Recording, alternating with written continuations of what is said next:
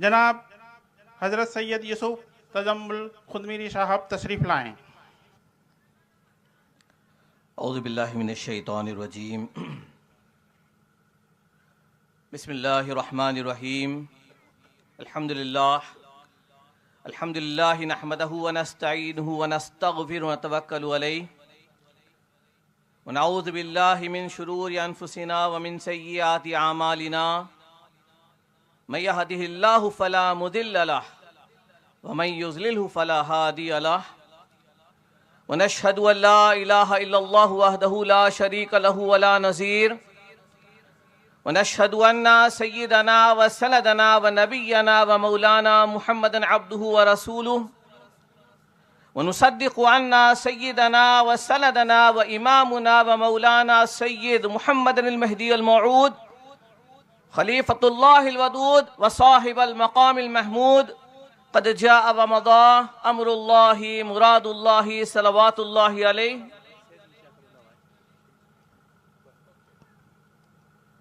اما بعد فقد قال اللہ تبارک و تعالی فی کلامہ القدیم والفرقان العظیم، اعوذ باللہ من الشیطان الرجیم، بسم اللہ الرحمن الرحیم، یا ایہا الذین آمنوا من یرتد منکم عن دینہ فسوف یأتی اللہ بقوم یحبهم ویحبونہ اذلۃ علی المؤمنین اعزۃ علی الکافرین یجاہدون فی سبیل اللہ ولا یخافون لومۃ لائم، ذلک فضل اللہ یؤتیہ من یشاء واللہ واسع علیم۔ صدق اللہ العلی العظیم وصدق رسولہ النبی الکریم وصدق المہدی الموعود علیہ الصلاۃ والتسلیم۔ محترم المقام، مرشدین کرام، فقراء عظام، سامعین کرام، میرے نوجوان دوستوں اور نونہال بچوں، السلام علیکم ورحمۃ اللہ وبرکاتہ۔ سب سے پیشتر آپ تمام کو 600 سالہ میلاد امام الکائنات حضور میراں سید محمد جونپوری مہدی موعود خلیفۃ اللہ مبین کلام اللہ داعی الی اللہ علی بصیرۃ علیہ الصلاۃ والسلام کی مبارکباد پیش کرتا ہوں۔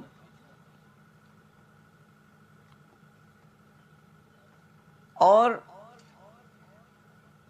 اس بات کا احساس آپ کے سامنے رکھنا چاہتا ہوں کہ ہم دنیا کے ممتاز ترین لوگوں میں سے ہیں۔ کسی کی عزت کسی وجہ سے ہوتی ہے، کسی کی کسی اور وجہ سے ہوتی ہے، کسی کی کچھ لوگوں میں ہوتی ہے، کسی کی خاص قبیلے میں ہوتی ہے، کسی کی نظر میں ہوتی ہے، مگر آپ قابل مبارکباد ہیں۔ پوچھئے کیوں؟ اس لیے کہ آپ کی عزت اور توقیر اللہ کی نظر میں ہے۔ کوئی میری عزت کر لے کوئی بڑی بات نہیں ہے، کوئی کسی اور کی عزت کر لے کوئی بڑی بات نہیں ہے۔ خدا کی نظر میں اہم ہو جانا، خدا کی نظر میں کوئی مقام مل جانا، یہ اصل کامیابی ہے۔ اور یہ کیا اللہ کا احسان ہے، کسی نے کیا خوب کہا ہے کہ خدا نے دیے ہم کو دو سہارے، خدا نے دیے ہم کو دو سہارے، محمد ہمارے ہیں مہدی ہمارے۔ حاضرین محترم، پیشتر مقرر حضرت عطن میاں صاحب قبلہ نے بڑی اچھی اور اہم بات کہی۔ مفت میں ملی ہوئی چیز کی قدر و قیمت نہیں ہوتی ہے، یہ بات اچھی طرح جانتے ہیں سب۔ محنت مشقت کے بعد اگر کوئی انعام ملتا ہے تو اس کی قدر و قیمت ہوتی ہے، اس کو سینے سے لگا کر رکھا جاتا ہے۔ میں نے جس آیت قرآنی کی تلاوت کا شرف حاصل کیا، وہ آیت کا پہلے ترجمہ پیش کر دیتا ہوں اور اس کے بعد اس پہ انشاءاللہ گفتگو کرنے کی کوشش کروں گا۔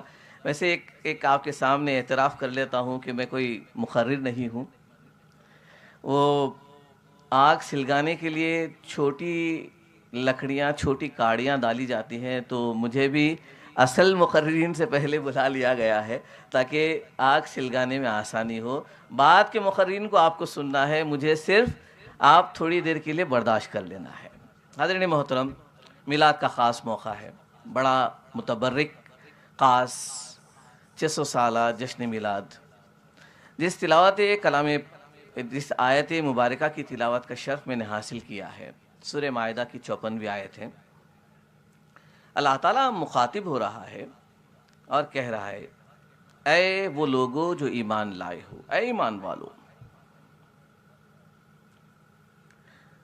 اب سوچنے والی بات یہ ہے کہ اللہ جن کو ایمان والا کہہ رہا ہے، میں اپنے آپ کو ایمان والا کہہ لوں، کوئی سند نہیں ہے. میں کہہ رہا ہوں تو کوئی سند نہ ہوئی. میں مانتا ہوں ایک الگ بات ہے، مگر اس کو تصدیق ملنی چاہیے. اللہ قبول کر لے، اللہ کہے کہ یہ میرا مومن ہے، تب بات بنتی ہے. تو ہم تو دعویٰ پیش کر رہے ہیں اور یہ امید اور یہ آس لگائے ہوئے ہیں کہ اللہ ہمارے ایمان کو قبول کر لے گا. مگر یہاں اللہ تعالیٰ جو مخاطب ہو رہا ہے، اللہ ان کا تذکرہ کر رہا ہے جنہوں نے ایمان لایا. حاضرین، اس کے بعد جو بات ہو رہی ہے، یہ آیت دو کام کر رہی ہے. ایک دل میں خوف پیدا کر رہی ہے اور اس کے بعد بڑی تسکین کا کام کر رہی ہے. پہلے خوف یہ پیدا ہو رہا ہے، اللہ ایمان والوں کا تذکرہ کر کے کہتا ہے، میں یرتد منکم عن دینہ، تم میں سے جو کوئی دین سے پھرتا ہو تو تم کیا سمجھتے ہو کہ شجر ایمان سے، ایمان کے جھاڑ سے اگر گر گئے تو جھاڑ کا نقصان کرو گے؟ پتا اگر جھاڑ سے گر جاتا ہے تو کیا جھاڑ کا نقصان ہونے والا ہے؟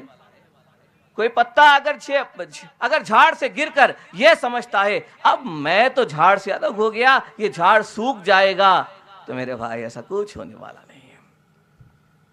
اللہ تو چیلنج دیتا ہے. اب میں نے یہ پریکٹیکل دیکھا ہے اپنی زندگی میں. سوکھی ہوئی ڈالیوں پر اللہ تر و تازہ میوے اگا دیتا ہے. جب دکھتا ہے کہ کچھ نہیں ہوگا، آپ دیکھتے ہو زمین بنجر پڑی نظر آتی ہے، اور اللہ جب رحمت باران برسا دیتا ہے تو وہ سرسبز و شاداب ہو جاتی ہے، کھل کھلاتی لہلہاتی کھیتی بن جاتی ہے. کیا اللہ قادر مطلق نہیں ہے؟ کیا اللہ یہ اختیار نہیں رکھتا ہے؟ مگر ایک بات اس میں اللہ تعالیٰ جو ہے بڑی ہمارے لیے ایک وارننگ ہے. یاد رکھیے آپ، انڈیا کینیا کے میچ کو کوئی دیکھنا نہیں چاہتا، انڈیا زمبابوے کے میچ کو اہمیت نہیں ہوتی ہے.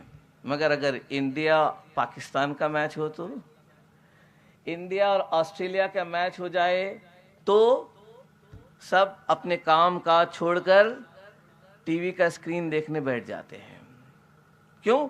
جب ٹکر میں مقابلہ ہوتا ہے تب انعام بھی بڑا ہوتا ہے. ورلڈ کپ صرف ایک ٹیم کو ہرانے سے نہیں ملتا ہے، سب ٹیموں کو ہرا کر جب آپ پینیکل پہ پہنچتے ہیں، آخری فائنل جیت جاتے ہیں، تب جا کر کے آپ کو ورلڈ کپ دیا جاتا ہے. حاضرین محترم، اللہ تعالیٰ نے بھی ایمان کے مقابلے میں کئی دشمن رکھے ہیں. یہ جو لفظ دشمن ہے نا، اسی میں کئی دشمن چھپے ہوئے ہیں. آپ دیکھیے، آپ دا شا ما نا، دشمن کے کتنے حرف ہیں؟ 4. دا شا ما نا، صحیح. اللہ تعالیٰ نے ہر حرف میں ایک دشمن کو چھپا کے رکھا ہے. دشمن کے ہر حرف میں ایک دشمن کو چھپا کے رکھا ہے. دال سے دنیا ہے، شین سے شیطان ہے. دنیا معمولی چیز مت سمجھیے آپ، ایسا پردہ ڈالتی ہے، ایسا اپنے چنگل میں پھنسا لیتی ہے کہ اس کے بعد صحیح غلط کا فیصلہ کرنا باقی نہیں رہتا. اور اکثر یہ جو لوگ عقیدے سے پھرتے ہوئے نظر آتے ہیں نا، میں نے جو غور کیا ہے آپ کے سامنے رکھتا ہوں. ایک دنیا بہت آ جاتی ہے، پیسہ بہت آ جاتا ہے، سوسائٹی بدل جاتی ہے، رہن سہن بدل جاتا ہے، لوگوں کے درمیان ہم اس قبیلے سے ہیں، ہم اس قوم سے تعلق رکھتے ہیں، بولنے میں جھجک آنی شروع ہو جاتی ہے. یہ ظاہری پہلو ہوا. باطن یہ ہے کہ دنیا کی مثال بزرگوں نے ایک رنگین سانپ کی دی ہے. بظاہر بہت خوبصورت نظر آتی ہے، مگر جب وہ ڈستی ہے تو پھر پانی کوئی نہیں مانگتا.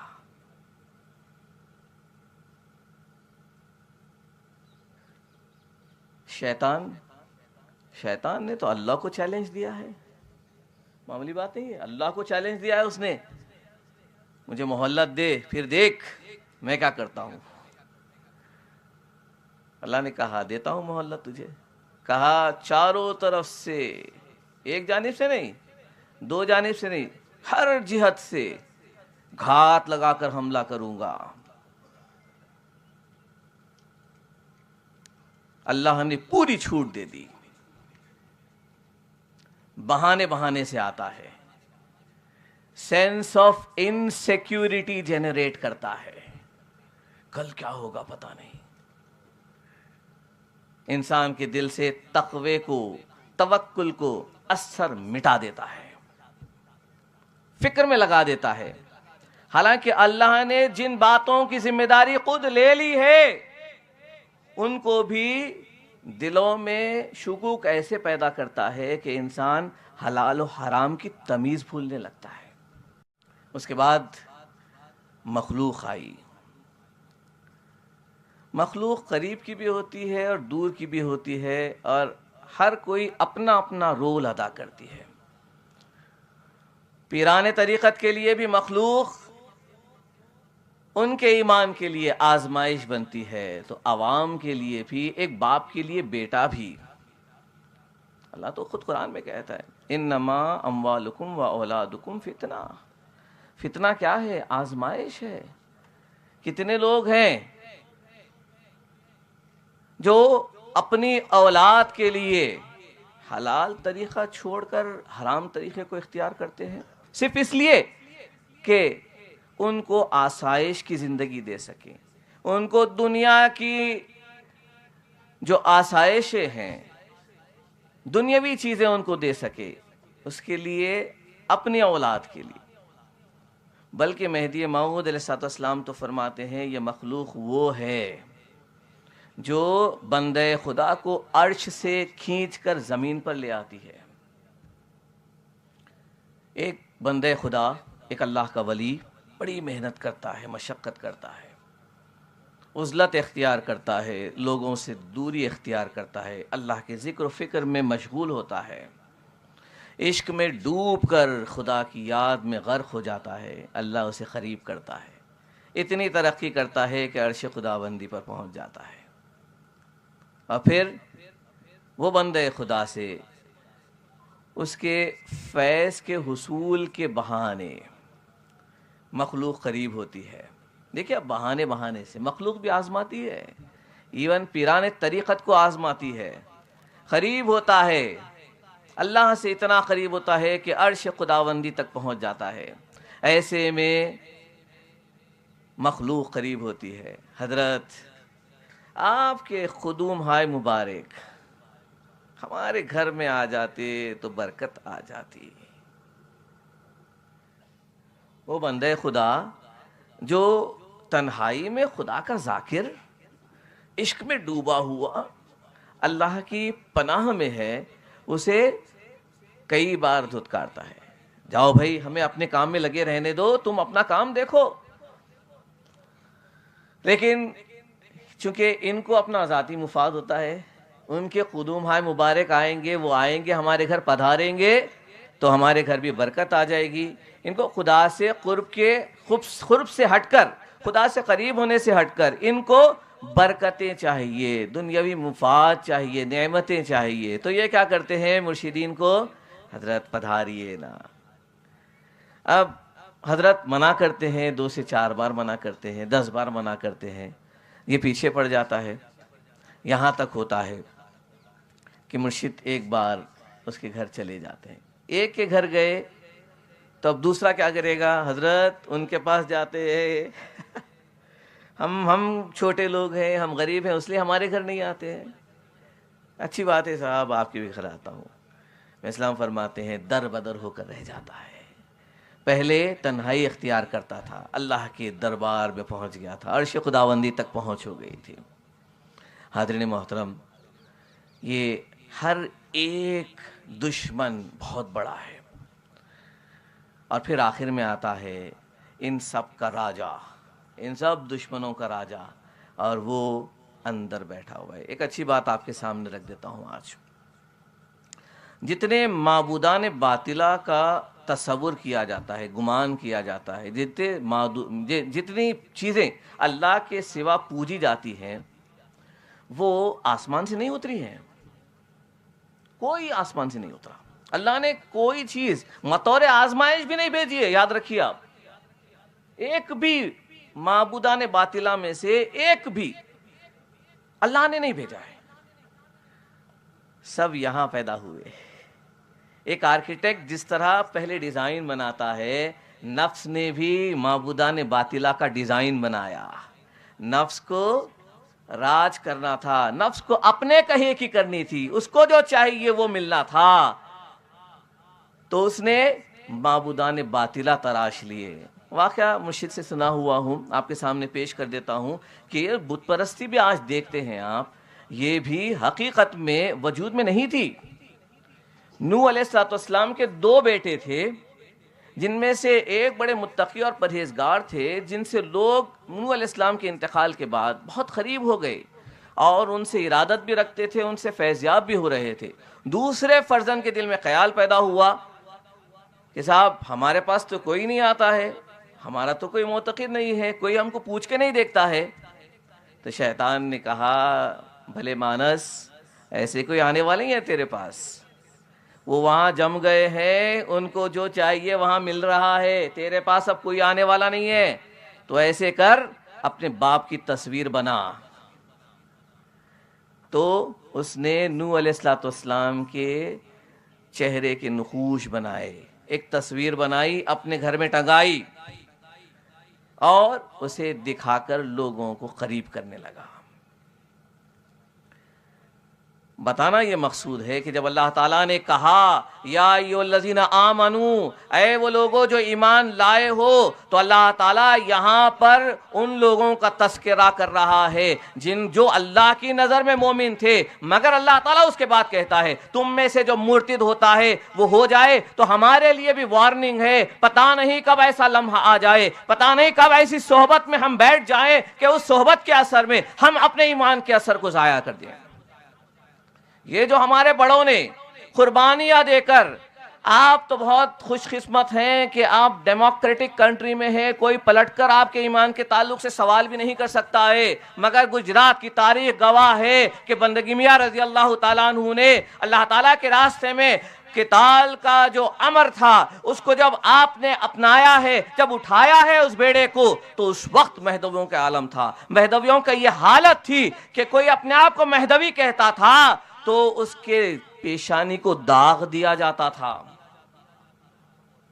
خالی اپنے آپ کو صرف مہدوی کہہ لیتے آپ تو اس کی پیشانی کو کوے کے پنجے کا اوزار آگ میں تاپ کر داغتے تھے کہ یہ مہدوی ہے. پھر فتویٰ جاری کر دیا گیا تھا کہ ایک مہدوی کو قتل کرنا دانتی واڑے کے 40 مشہور ڈاکوؤں کو قتل کرنے کے برابر ہے، اتنا ثواب ملے گا. ایک مہدوی کو قتل کرتے ہو تو 7 حج مبرور کرنے کا ثواب عطا کیا جائے گا. ایسے حالات میں ہمارے بڑوں نے، ہمارے بزرگوں نے ایمان کی حفاظت کر کے اس خزانے کو، ایمان کی اس دولت کو ہم تک پہنچایا ہے۔ حاضرین محترم، اللہ تعالیٰ یہاں پر جس آیت کا میں نے آپ کے سامنے تذکرہ کیا ہے، اس میں پہلے تو وارننگ دے رہا ہے، جو کوئی ایمان سے مرتد ہوتا ہے تو وہ یہ نہ سمجھے کہ اللہ کا دین ختم ہو جائے گا۔ اللہ کے دین کا پاسبان اللہ ہے۔ اللہ کہتا ہے فَسَوْفَ يَأْتِ اللَّهُ بِقَوْمٍ، تو اللہ تعالیٰ ان قریب ایک قوم کو لائے گا۔ حاضرین محترم، حضور امامنا مہدی موعود علیہ السلام نے اللہ تعالیٰ کے حکم سے فرمایا کہ اس آیت میں فَسَوْفَ يَأْتِ اللَّهُ بِقَوْمٍ میں جو قوم کا تذکرہ کیا گیا ہے، اللہ کے حکم سے آپ نے فرمایا کہ اس سے مراد بندے کی قوم ہے۔ سوال یہ اٹھتا ہے کہ کیوں مہدی موعود علیہ السلام کو مبعوث کیا جانا ضروری ہو گیا تھا؟ کیا بات تھی آخر؟ کیا قرآن اٹھا لیا گیا تھا؟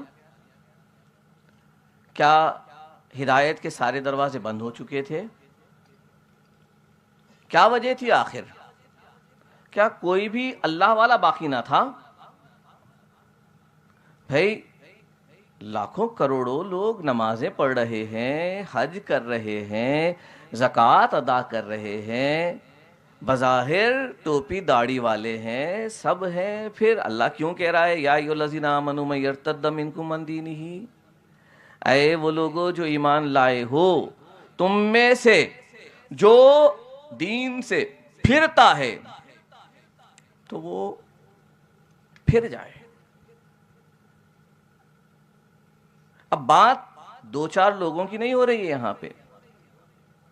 اگر ایمان والے، سچے ایمان والے باقی رہتے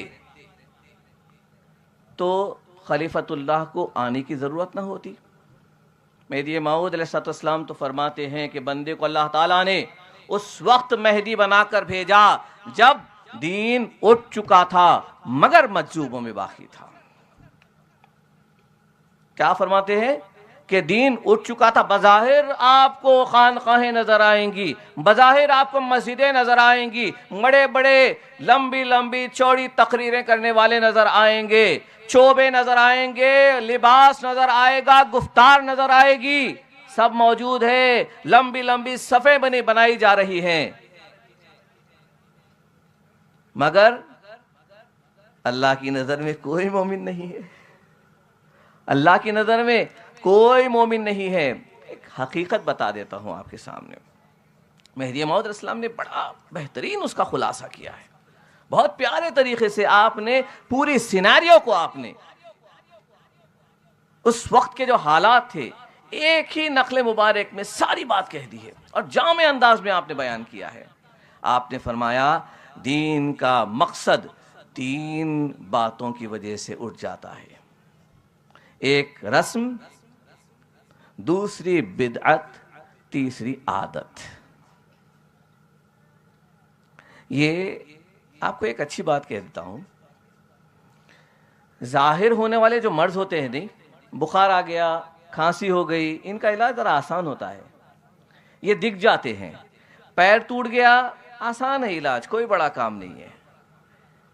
کسی کے سر پہ چوٹ لگی ہے، بہت آسان کام ہے۔ جو درد نظر آ جاتا ہے، جو زخم نظر آ جاتا ہے، جو بیماری پکڑ میں آ جاتی ہے، اس کا علاج آسان ہوتا ہے۔ لیکن اسلام پر جو بیماری آئی تھی، مہدی موعود علیہ السلام کے مقام و مرتبے کی نشاندہی ہوتی ہے۔ اس آیت مبارکہ میں اللہ نے جہاں پرابلم اسٹیٹمنٹ کہا ہے، وہاں پر اس کا حل بھی بتایا ہے۔ آیت میں آگے آپ غور کرتے ہوئے چلے جائیں گے تو نظر آئے گا اور آپ کو سمجھ میں آئے گا کہ مہدی موعود اسلام کا مقام و مرتبہ کیا ہے۔ آپ کیوں لکی لوگوں میں ہیں، آپ کو کیا ملا ہے آخر، اس آیت میں غور کریں گے تو آپ کو پتا چلے گا۔ میں سامنے کیا فرمایا؟ دین کا مقصد 3 باتوں کی وجہ سے اٹھ جاتا ہے۔ بیماری اگر ظاہر ہو جائے تو بہت آسان ہوتا ہے علاج، مگر جو چھپی ہوئی رہتی ہے، جسے ایکیوٹ کنڈیشن کہتے ہیں یا کینسر جسے کہتے ہیں، پتہ ہی نہیں چلتا صاحب۔ بعض لوگوں کو تو ہچکی کے ساتھ معلوم ہوتا ہے کہ کینسر تھا، تب تک پتہ ہی نہیں چلتا ہے، کیونکہ یہ درد نہیں کرتی ہے، اس کے کوئی سمٹمز نظر نہیں آتے ہیں۔ کب پتہ چلتا ہے؟ بالکل 4th سٹیج میں جا کر کے پتہ چلتا ہے، یا بعض تو یعنی بستر مرگ پر مرتے مرتے ہوئے پتہ، ارے کیسے مر گیا؟ بھائی کینسر ہو گیا تھا، بالکل 4 دن رہ گئے، ختم، چلے گئے۔ باقی بیماریوں کا علاج آسان ہوتا ہے، کیونکہ آپ کو خبر ہوتی ہے کہ یہ بیماری ہے، ڈائیگنوز ہو جاتا ہے تو بیماری کا علاج بھی آسان ہو جاتا ہے۔ مگر مہدی موعود علیہ السلام نے جو بتایا وہ بیماری چھپی ہوئی بیماری تھی، بظاہر اسلام کا بڑا ڈھانچہ موجود تھا، مگر روح نکال دیجئے، کسی بھی شے میں سے روح نکال دیجئے، کیا باقی رہے گا؟ جی کسی بھی رشتے کی بنیاد کیا ہوگی؟ اگر میاں بیوی کے رشتے میں سے محبت نکال دیں تو، باپ بیٹے کے رشتے میں سے محبت نکال دیں تو، پیر مرید کے رشتے میں سے محبت نکال دیں تو، خدا بندے کے رشتے میں سے محبت نکال دیں تو کیا باقی رہے گا؟ فوج بڑی کثیر نظر آ رہی ہے، کسی کا دل ہی نہیں ہے، لمبی چوڑی آپ کو بڑی جماعت نظر آ رہی ہے، اور جب دشمن، دیکھیے دشمن بھی میں نے آپ کو بتا دیا ہے، کوئی معمولی دشمن نہیں ہے، میں تفصیل میں نہیں جا رہا ہوں، معمولی دشمن نہیں ہے، ایک ایک دشمن پائے کا دشمن ہے، چاہے وہ دنیا ہو، شیطان ہو، مخلوق ہو، نفس ہو، ہر ایک دشمن پائے کا دشمن ہے۔ یہ دشمن کے مقابلے میں لڑنے کے لیے جو فوج چاہیے تھی، اب وہ فوج میں دل ہی نہیں ہے، لڑنے کے لیے ہمت ہی نہیں ہے، اور سب سے بڑی بات وہ جڑنا ہی نہیں چاہتا ہے۔ میں سامنے کیا کہا؟ دین کا مقصد 3 باتوں سے اٹھ جاتا ہے، ایک ایک لفظ پہ غور کیجیے آپ نے فرمایا 3 باتوں سے اٹھتا ہے، ایک رسم ہے، دوسری عادت ہے، تیسری بدعت ہے۔ رسم کیا ہے صاحب؟ ہم اگر سمجھ رہے ہیں کہ جو شادی بیاہ میں رسم کی جاتی ہے، یہ رسم کے طرف بات کی جا رہی ہے تو معافی چاہتا ہوں، وہ بات نہیں ہے۔ یا کوئی چٹانے کی رسم کر لی، فلانا کر لیا، اس کی طرف اشارہ بالکل نہیں ہے۔ مہدی موعود خلیفۃ اللہ ہیں، علمت من اللہ بلا واسطۃ جدید اليوم کا مقام رکھتے ہیں، مجھے ہر روز اللہ کی طرف سے تازہ تعلیم دی جاتی ہے، یہ مقام و مرتبہ رکھنے والی ہستی ہیں، ان کے پاس سے بات آئی ہے تو کوئی معمولی بات نہیں ہوگی۔ کیوں اٹھ جاتا ہے؟ مقصد دین کا معلوم ہوا کہ ایک رسم ہے۔ رسم کیا ہے؟ اللہ کے لیے بندہ کلمہ پڑھتا ہے۔ اسلام میں داخل ہونے کے لیے کیا کرتے ہیں آپ پہلے گواہی دیتے ہیں، کلمہ پڑھتے ہیں، اللہ کی توحید کا، رسول صلی اللہ علیہ وسلم کی رسالت کا کلمہ پڑھتے ہیں۔ مہدی موعود اسلام کا احسان ہے صاحب، احسان عظیم ہے۔ لوگ کلمہ پڑھ لینے کو ایمان سمجھ لیے تھے۔ لوگوں نے کیا سمجھا؟ ایک حدیث مبارک بھی ہے کہ من قال لا الہ الا اللہ فقد دخل الجنہ، جس نے لا الہ الا اللہ کہہ دیا وہ جنت میں داخل ہو گیا۔ جو لا الہ الا اللہ کہہ دیا وہ جنت میں داخل ہو گیا۔ واقعہ کچھ ایسا تھا کہ حضور اکرم صلی اللہ علیہ وسلم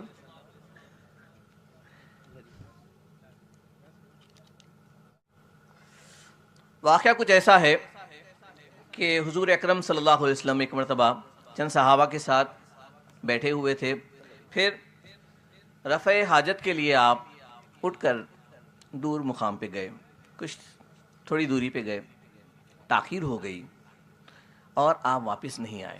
صحابہ تو عاشقان رسول تھے، جیسے چراغ سے پتنگے لپٹے ہوئے رہتے ہیں، یہ صحابہ کا یہ عالم تھا کہ رسول اللہ کو دیکھ کے جیتے تھے۔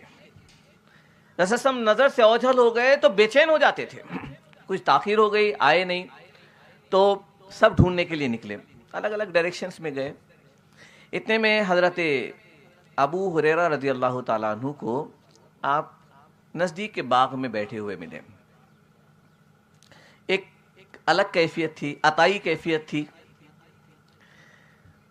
रसूल ने फरमाया मन क़ाल ला इलाहा इल्लल्लाह फ़क़द दख़लल जन्नह।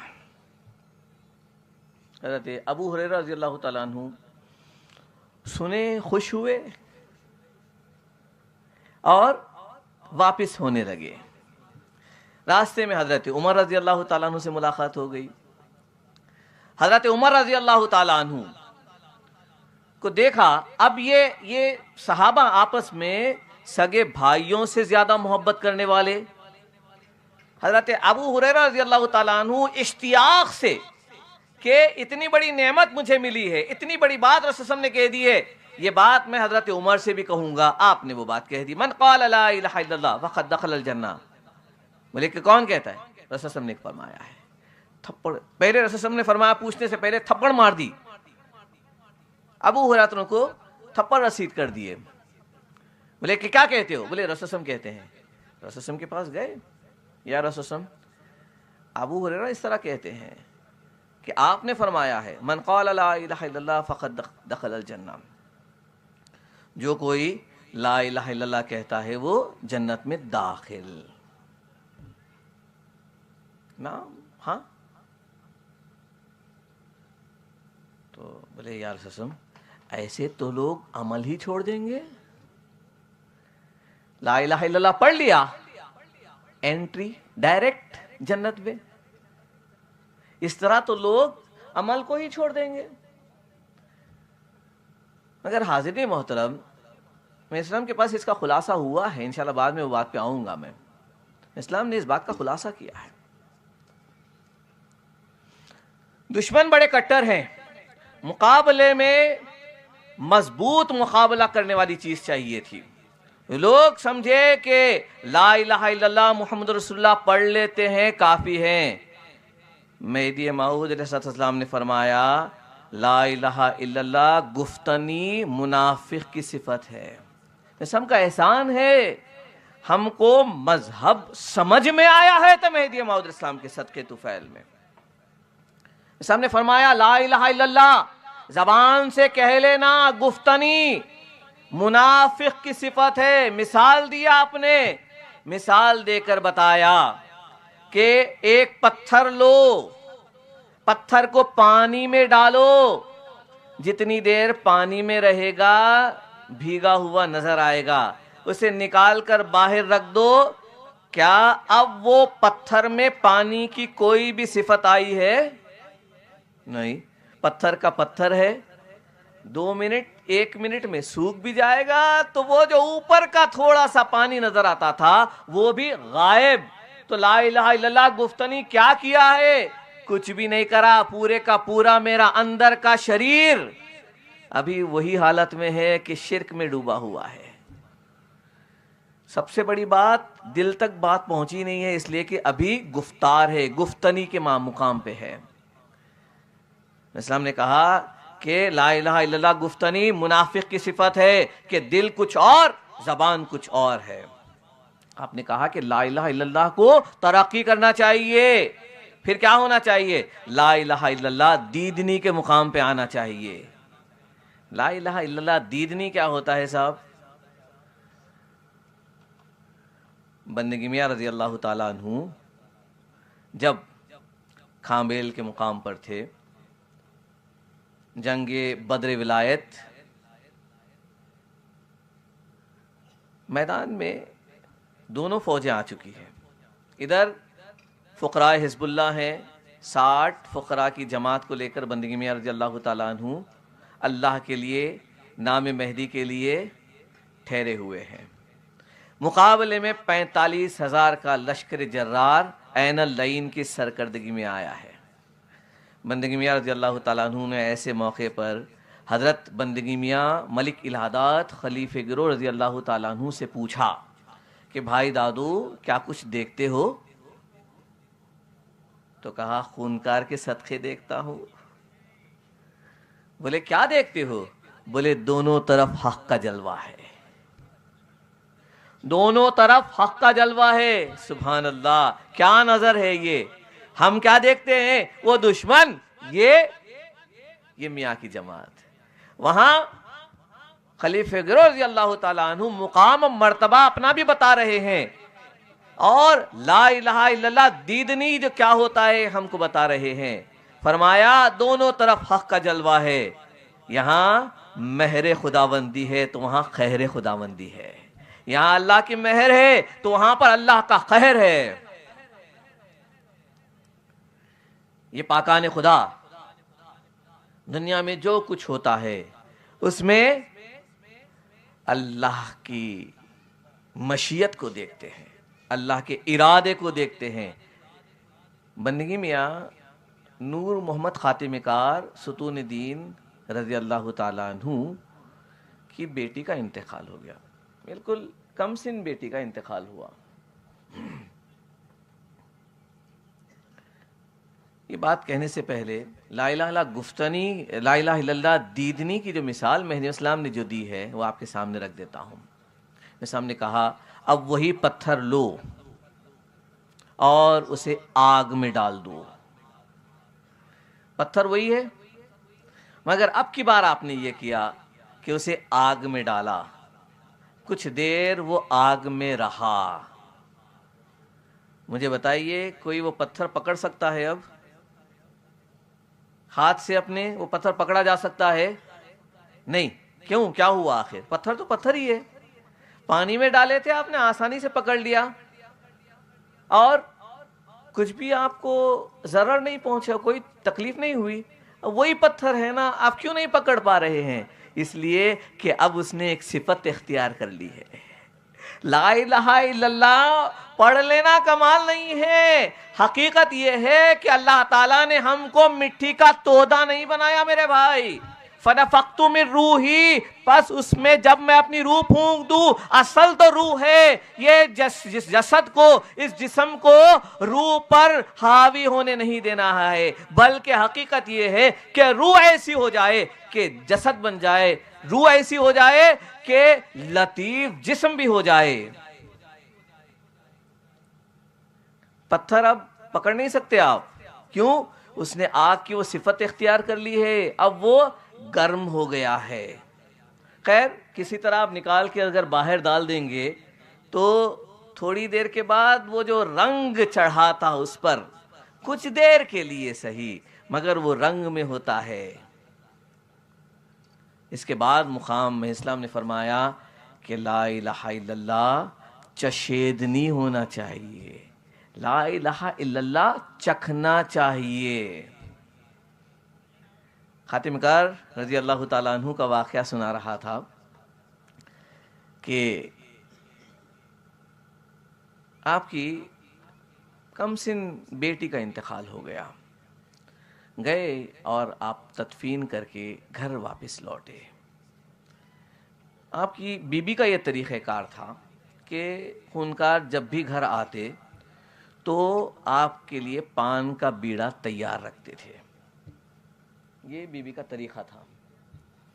جب حضرت اس روز بچی کی تدفین کر کے گھر آئے ہیں تو بیوی پر اس سانحے کا اثر تھا، بیوی پان کا بیڑا نہیں دیے، تو خاتم کار رحمت اللہ علیہ نے فرمایا کہ بیوی کیا بچی کے انتقال کے ملال میں آج ہم کو بیڑا نہیں دے رہے ہیں؟ پھر فرمایا کہ جس کی امانت تھی اسے لے لیا، اس نے لے لیا، لاؤ ہمارا بیڑا ہم کو دو۔ یہ پاکان خدا ہر بات میں جو تکلیف بھی پہنچتی تھی تو اسباب کی طرف نظر نہیں جاتی تھی بلکہ مسبب الاسباب کی طرف نظر جاتی تھی۔ دیکھتے یہ تھے کہ خدا کی مشیت کے بغیر، خدا کے ارادے کے بغیر کس کی مجال ہے کہ وہ انتقال کر جاتی، کہ اس کی جان کھینچ لیتی۔ چشیدنی کی مثال بھی میں اسلام نے دی ہے۔ آپ نے بتایا کہ لوہے کا ایک ٹکڑا لو اور اسے آگ میں تپاؤ، جب وہ لوہا آگ میں گرم ہو جاتا ہے تو اب بمشکل فرق معلوم ہوتا ہے، رنگ بھی بدل دیا، صفت بھی بدل گئی، ظاہر و باطن دونوں اس کے بدل گئے ہیں. اب وہ آگ کی طرح نظر آتا ہے, آگ کی طرح کام کرتا ہے. لوہا لوہا نہیں رہا, اب لوہا بھی آگ بن گیا ہے. تشیدنی کے مقام پر آ جاتے ہیں تو یہ جو بشریت ہے وہ ختم ہونے لگتی ہے, ایک مقام پہ پہنچ جاتے ہیں, ملکوتیت سے بھی اونچے اڑنے لگتے ہیں. پھر میں اسلام نے فرمایا, میری گفتگو تھوڑا اگر دقیق ہو رہی ہے تو میں مختصر کرتا ہوں اس کو, طویل ہو رہی ہے تو آخر میں اسلام نے فرمایا کہ لا الہ الا اللہ شدھ نہیں ہونا چاہیے. حضرت محترم یاد رکھیے, مہدی موعود علیہ السلام کا صدقہ ہے. ہم انسان جانوروں کی طرح کھا پی کر ختم ہونے کے لیے پیدا نہیں کیے گئے ہیں.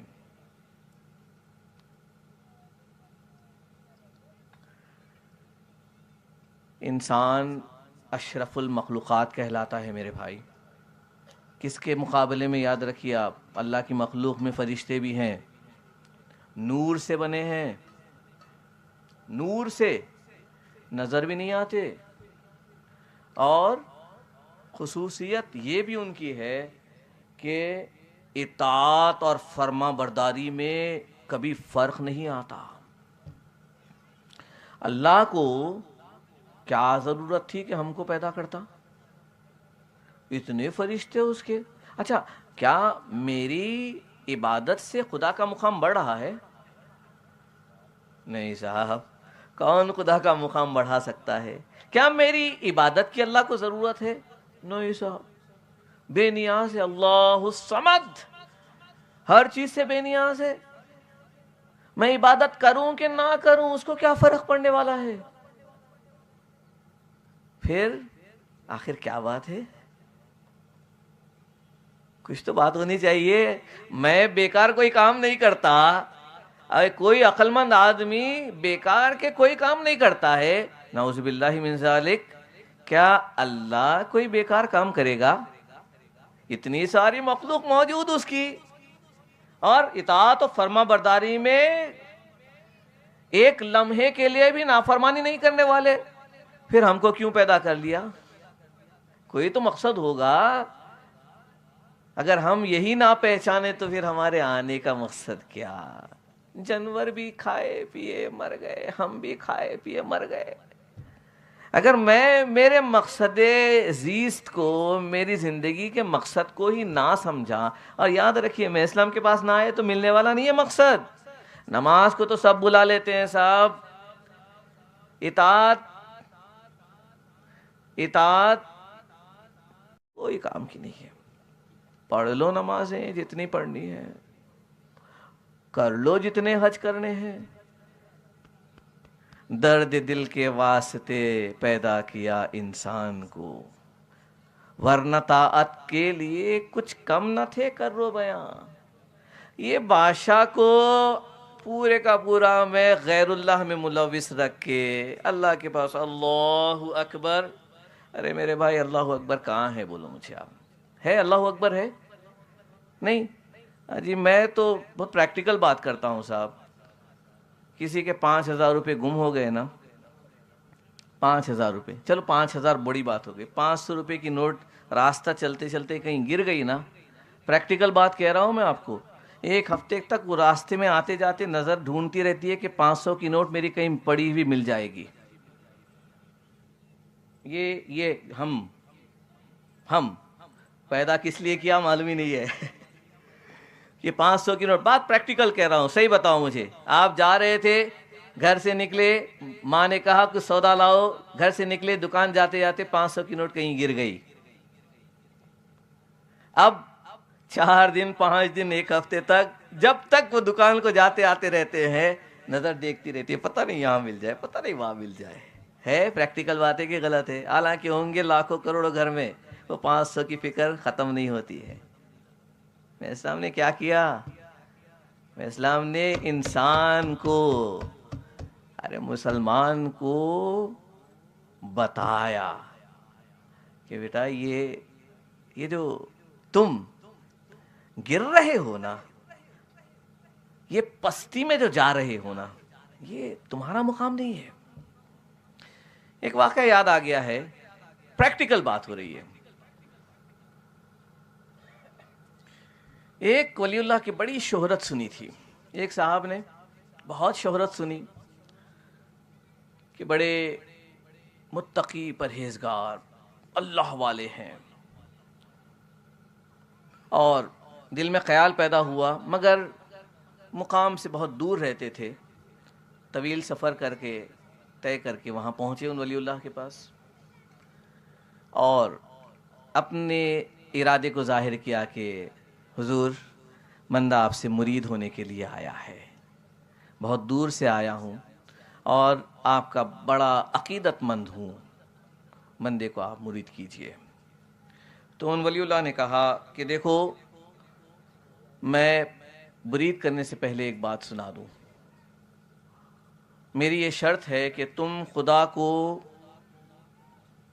کم از کم اپنے برابر سمجھو گے تو میں تم کو مرید کرتا ہوں.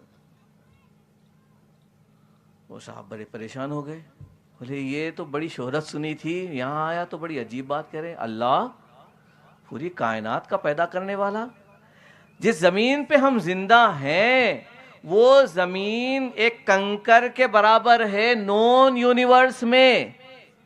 ایک ریتی کا کنکر، ایک بڑے ریگستان میں ایک ریتی کا کنکر جو مقام رکھتا ہے، یہ زمین جس پہ ہم آج چل پھر رہے ہیں، وہ زمین ایک ریتی کا کنکر ہے نون یونیورس میں. اس یونیورس کو پیدا کرنے والا اللہ. ہم زمین پر کنکر کا بھی مقام نہیں رکھتے. وہ اللہ اللہ اکبر ہے. یہ پیر کہہ رہے ہیں کہ کم از کم اپنے برابر سمجھو. بھائی یہ تو مجھے بات ہضم نہیں ہو رہی ہے. اب ذہن کام کرنا بند کر دیا ان صاحب کا، ارادہ ترک کر دیے مرید ہونے کا، مگر مسافر تھے.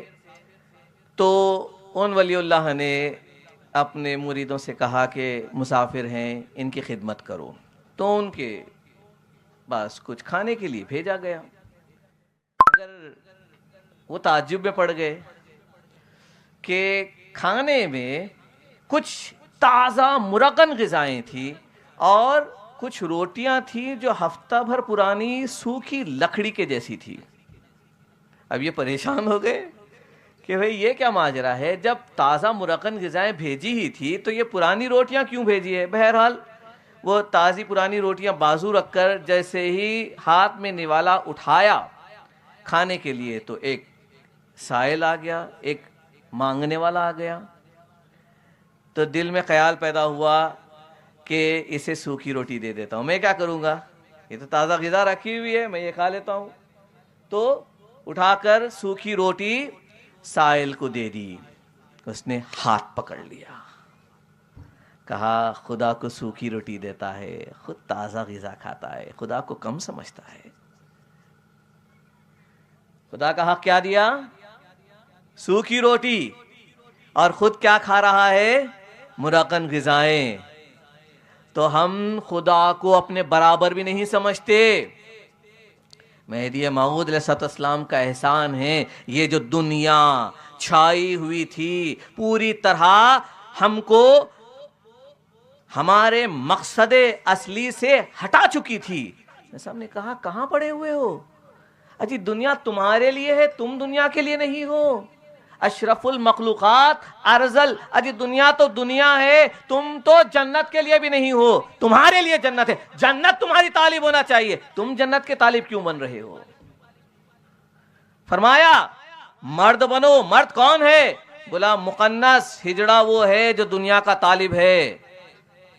مؤنث عورتوں کی صفت رکھنے والا وہ ہے جو آخرت کا جنت کا طالب ہوتا ہے. مرد وہ ہے جو مولا کا طالب ہوتا ہے. اسلام نے لا الہ الا اللہ کے مراحل بتائے. لا الہ الا اللہ شدھ نہیں ہونا چاہیے. فرمایا کہ لکڑی کو آگ میں ڈالو، اس کے بعد لکڑی کبھی ہاتھ نہیں آتی. بندے خدا فانی ہو جاتا ہے، خدا کی ذات میں مٹ جاتا ہے.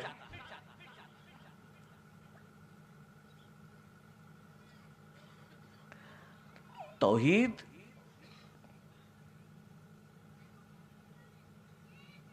طالب بنایا خدا کا، کیسا طالب بنایا پھر؟ کہیں پر دائرہ باندھے ہیں، کیسے خدا کے طالب ہیں، ڈسٹریکشنز کو کس طرح ختم کیا ہے مہدی موعود علیہ السلام نے۔ بھائی ایک ایک تعلیم کو اٹھا کر دیکھیں گے آپ تو وہ جو شروع میں نے آیت پڑھی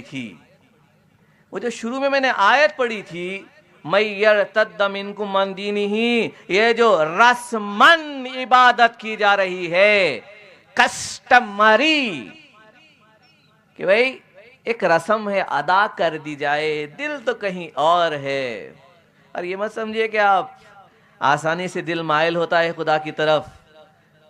اللہ نے جو دشمن رکھے ہیں بڑے خطرناک ہیں، ایک ایک چیز اپنی طرف کھینچتی ہے، چمچماتی گاڑی کیوں نہ ہو، لہلہاتی فصلیں کیوں نہ ہوں، اور بڑے اونچے محل جیسے گھر کیوں نہ ہو، ہر ایک شے اپنی طرف راغب کرتی ہے۔ عبادت اللہ کو منظور ہے، اللہ قبول کرتا ہے، مگر یہ جو تاج ہے، دل ہے، اسے حاضر ہونا چاہیے۔ اسی لیے مہدی موعود علیہ السلام نے کہا یہ رسمن جو کی جا رہی عبادت، اس سے کوئی فائدہ ہونے والا نہیں۔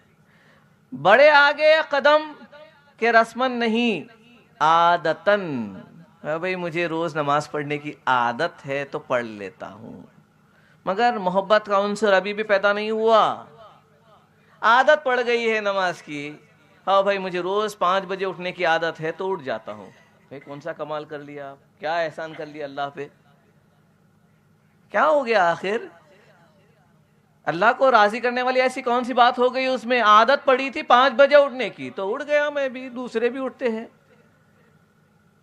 حرکتیں کر لی نماز کی اور سمجھ گیا کہ نماز ادا ہو گئی، سے بھی کچھ ہونے والا نہیں ہے۔ نماز تو وہ چاہیے کہ دنیا و ما فیہا سے آپ کو بے خبر کر دے، پیر میں تیر پھنسا ہو، زہر میں بجھا ہوا تیر ہو، شدت کا درد ہو، کسی کو ہاتھ لگانے نہ دیتے ہوں، اور ایسے میں نماز کا وقت آ جائے، جیسے ہی رکعت باندھی، حضور نے کہا علی جب نماز کے لیے رکعت باندھ لیتے ہیں تب وہ تیر نکال دینا۔ اب علی کہاں ہے؟ خدا خدا کی نماز پڑھ رہا ہے۔ اب علی کہاں ہے؟ علی کا وجود تو ختم، حضرت علی کرم اللہ وجہ الکریم کا وجود کہاں ہے؟ خدا کی ذات میں فنا ہو کر خدا کے دربار میں خدا کو دیکھتے ہوئے رکعت باندھنے والی ہستیاں ہیں یہ۔ تو میں سامنے کہا کہ طلب بھی نہیں، دیکھنے کی تڑپ بھی نہیں، عادتاً نماز پڑھ لو گے، بھائی کم از کم تڑپ تو پیدا کرو، ایک طلب تو ہو انسان کی۔ وہ انسان ہی کیا، وہ اشرف المخلوقات کہلانے کے لائق کیسے ہو گیا جو پوری ذات کے ساتھ جیے اور اپنی ذات کو فنا کرنے کی ایک لمحے کے لیے بھی فکر پیدا نہ ہو۔ بدعت میں سامنے کہا کہ یہ جو تم بدعت سمجھتے ہو یہ بدعت نہیں، اصل بدعت تو تمہاری ذات ہے، یہ جو نام پکارنے پر تم پلٹ کر دیکھتے ہو یہ بدعت اصل ہے۔ وہ مقام آنا چاہیے، وہ مقام آنا چاہیے، فقیری میں وہ مقام آنا چاہیے کہ خاک و زر میں فرق باقی نہ رہے۔ لا الہ الا اللہ شدنی میں وہ ہوتا ہے کہ بندے خدا ہوتا ہی نہیں ہے۔ تکلیف کاہے کی تکلیف، راحت کاہے کی راحت، یہ مراحل سے گزرتے ہیں تب خدا کی ذات میں فنائیت حاصل ہوتی ہے۔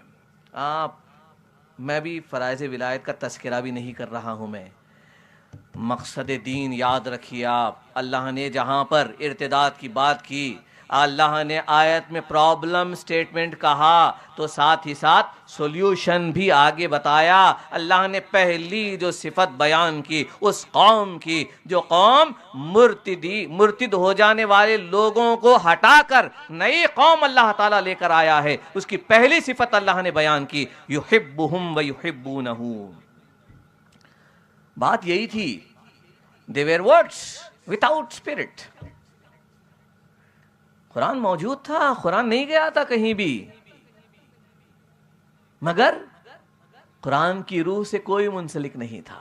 پڑھ رہے تھے بھائی, اب تراویح میں پڑھتے نہیں ہیں, انہیں پڑھنے والے کو خبر ہوتی نا, سننے والے کو خبر ہوتی ہے کہ کیا ہو رہا ہے, پڑھے ہی نہیں قرآن.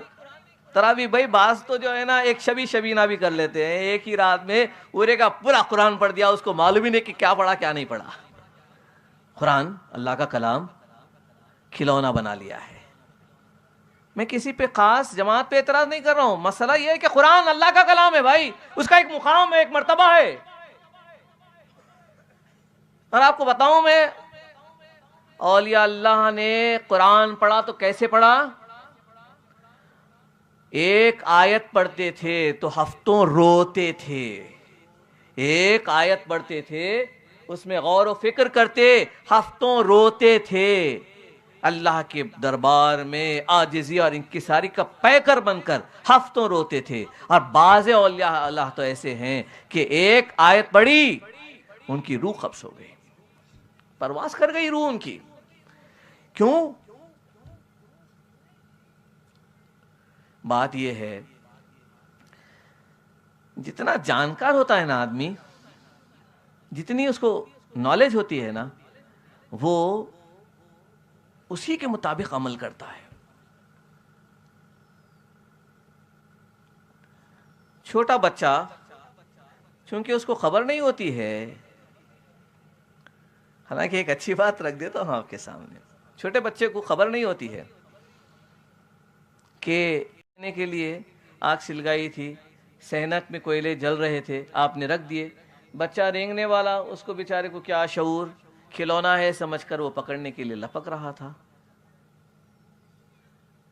آپ کیا کریں گے؟ چھوڑ دیں گے اسے؟ نہیں چھوڑتے, کیونکہ بچے کو شعور نہیں ہے.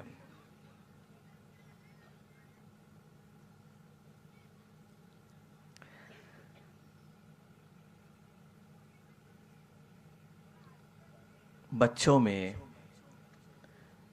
جتنا شعور ہے نا, اتنا شعور بھی باقی رہ جائے تو ہمارا بیڑا پار ہو جائے گا صاحب.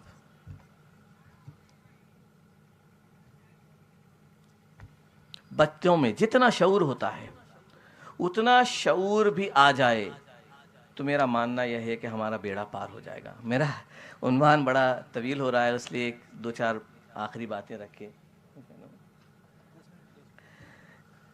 میں کافی باتیں ہیں مگر آپ سے ادباً ہاتھ جوڑ کے ونتی کرتا ہوں, بچوں اتنا شعور جانے مت دیجیے. بچوں اتنا, عنوان بڑا طویل ہے, میں اس کو کور نہیں کر سکتا, مگر ایک دو باتیں آخری رکھ کے آپ کے اپنی جگہ لے لوں گا. 2-3 سال کے بچے گھر کے سامنے کھیلتے رہتے ہیں. آپ دیکھتے نا, بچے گھروں کے سامنے کھیلتے نظر آتے ہیں. اتنے میں اگر کوئی شخص آئے, چلو بیٹا چاکلیٹ دلاتا ہوں, تو بچہ کیا کرتا ہے؟ کیا کرتا ہے صاحب؟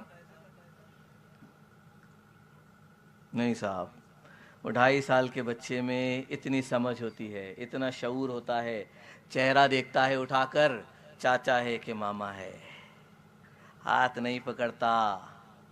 ریئر کیسز میں ہو سکتا ہے بچے غفلت میں ہاتھ پکڑ لیں, ورنہ شعور کے ساتھ بچہ ہاتھ نہیں پکڑتا. 2.5 سال کے بچے میں اتنا شعور ہوتا ہے, اتنی سمجھ ہوتی ہے, اس کو معلوم ہے کہ اپنا ہو تو ہاتھ تھامنا ہے, غیر کے ہاتھ تھامے نہیں جاتے. غیر کے ہاتھ تھامے نہیں جاتے. میرا آپ سے پوچھنا یہ ہے کہ بچپن کا شعور 55 میں کہاں چلا جاتا ہے کہ اے رے غیر نتھو خیروں کے ہاتھ پکڑ کر کہیں بھی چلے جا رہے ہو. بچپن کا شعور 2.5 سال کا 55 میں باقی نہ رہے تو تم اشرف المخلوقات کیسے کہلا سکتے ہو؟ مذہب سیکھنے کے لیے کوشش کرنی پڑتی ہے. قابل مبارکباد ہے مرشدین کرام اور یہاں کے منتظمین کہ آپ کو ایسا گولڈن آور دیے ہیں, یہ بہترین موقع دیے ہیں کہ جہاں آپ اپنے دین کو سمجھنے کی کوشش کر سکیں. بچے کو امریکہ بھیجا جا سکتا ہے, انگلینڈ بھیجا جا سکتا ہے, آسٹریلیا بھیجا جا سکتا ہے. کس کے لیے؟ تاکہ دنیاوی تعلیم حاصل کر سکے, تاکہ وہ اچھا ایڈمنسٹریٹر, انجینئر یا بزنس مین بن سکے. حالانکہ اچھی طرح جانتے ہیں کہ کتنا بھی کما لے, کتنا ہی بڑا آدمی دنیاوی اعتبار سے بن جائے, نتیجہ گل در گل, مٹی کو مٹی میں جانا ہے. کیا ساتھ لے کر جاؤ گے؟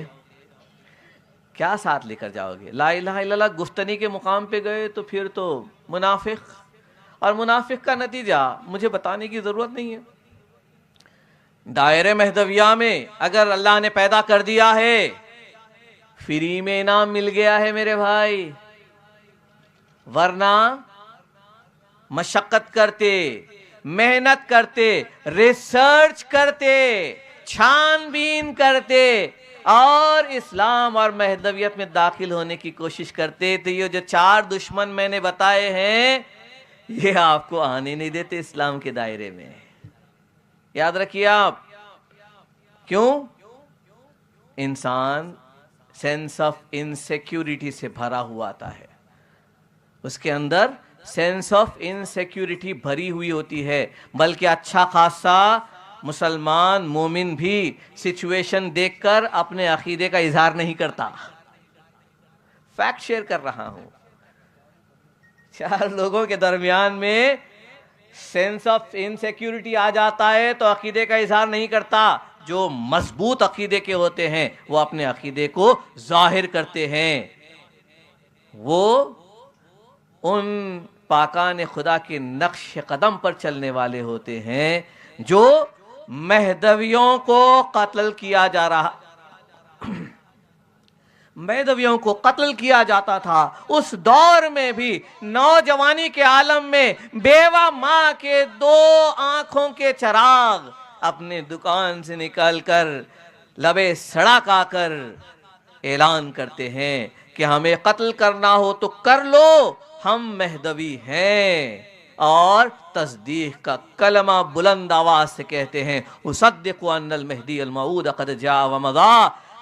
میں تصدیق کرتا ہوں کہ مہدی موعود علیہ السلام آئے اور گئے. مگر یاد رکھیے, اگر ان کے نقش قدم کو چھوڑ کر غیروں کی صحبت اختیار کر لی, معمولی مت سمجھیے آپ, معمولی مت سمجھیے. آپ کیا سمجھتے ہیں کہ کسی کو بھی دوست بنا لیں گے تو کچھ فرق پڑنے والا نہیں ہے؟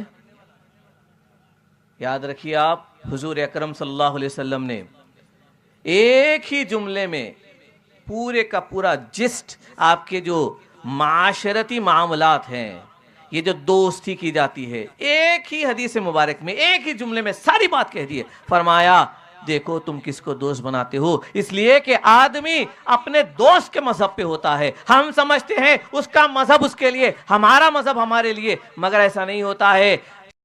صحبت غیر ارادی طور پہ اثر کرتی ہے. جس کے ساتھ بیٹھتے ہو, آپ سموکنگ نہیں کرتے ہوں گے, سموکر کے ساتھ 2 ہفتے جی لو, تھوڑے دن کے بعد خود بخود سموکر بن جاؤ گے. آپ جب تک ایکٹیو سموکر نہیں بنتے تب تک پیسیو سموکر تو بنے رہیں گے آپ.